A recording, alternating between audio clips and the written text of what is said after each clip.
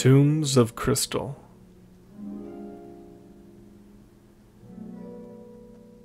Ships lost in space as a result of natural disasters have come to grief for many strange reasons, but there surely was none less likely than that suffered by two ships in the vicinity of Delta Cephei.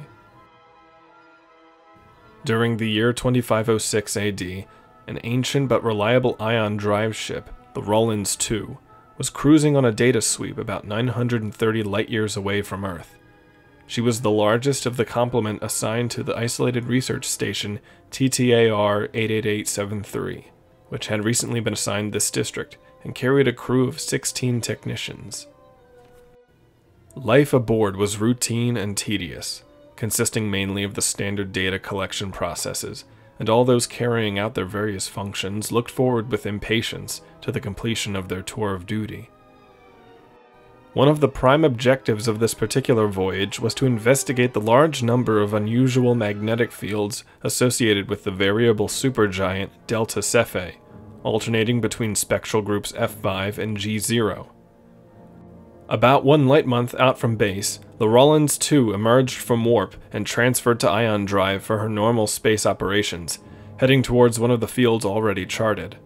As she approached, her control monitors registered a minor drop in power output from the drive units, but the men busily engaged in preparing their equipment paid little attention as small fluctuations in power were not uncommon in a craft of this age. But less than an hour later, as the ship nosed into the target field, the thrust died away entirely and refused to respond to the efforts of the flight crew to revive it. Even the directional thrust ion tubes failed to function, and the Rollins II drove obstinately deeper into the field. There was no immediate danger to the ship or its occupants, and while some of the crew irritably began the slow and frustrating task of tracing through the inoperative system, the others carried on with their tasks, unaware of a silent menace gathering outside the dust-pitted hull. It was some time before the drop in temperature was noticed, but it was not long before it became uncomfortable. The whine of conditioning systems became noticeably more shrill as they strained to correct the acute drop. Had this been a more modern craft, heat produced by the reactor could have been diverted to cope with almost any extreme reduction, but there were no such facilities on the Rollins II. In any case, the reactor itself was behaving erratically, failing to generate the electrical field on which the drive units depended. Amid growing concern, efforts to rectify the powertrain were redoubled, and the fault was found to lie at the thrust exit points. A positive electrical charge had built up, causing the positively charged ions of the propulsion stream to cement together and obstructing the flow completely. Normally, this situation was prevented by the injection of negatively charged electrons to stabilize the stream. But this was not happening, and there was a dramatic buildup of electrons within the potential chamber. The reactor had to be damped, and while this was being done, a hyperspace mayday signal was beamed towards the research station. Suddenly, one of the crew stared at a viewport in astonishment. The clear panorama of stars was being fogged by a thin film which grew denser as he watched. The huge ball of Delta Cephei shifted and distorted, growing dimmer and more diffuse as the material thickened. It was ice. For no understandable reason, the ship was becoming entombed in a mantle of the stuff. Dense particles had been detected drifting among the dust in this sector, but that they should be welding themselves with such rapidity to the ship made no sense. Panic gripped everyone aboard, and feverish attempts were made to stabilize the drive system, but without success. Despairing, the crew huddled together around the conditioning vents in an attempt to fight the numbing cold that was pervading the vessel. But the outcome was inevitable.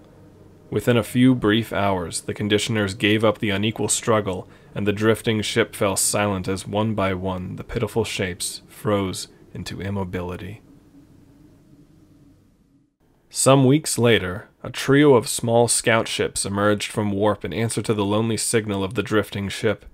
It was some minutes before they realized that the transmission emanated from the crystal asteroid in the darkness ahead, but as they closed, portions of the Rollins II could be seen projecting from the spaceberg. Lines were made fast, and the grim tomb was towed back to TTAR 88873, where the fate of its passengers was discovered. Detailed examination later established that the ice particles were given an electromagnetic potential by irregularities in the curious field through which they had passed, and had been drawn towards the dense masses of electrons which had accumulated as a result of the drive failure. This failure had in turn been the result of the negatively charged field which had prevented the expulsion of protons. This explanation was substantiated by another eerie discovery some years later, proving that the Rollins II was not alone in the fate which befell it. Another research vessel working in the same area, but using specially fitted chemical thrust packs, detected an unusually large spaceberg passing in a wide orbit around Delta Cephei. It might have aroused no more than a passing interest had not the scanners registered a dense metal core with a complex spectrum. As the craft approached to examine the object, an extraordinary sight met the eyes of the research vessel's crew.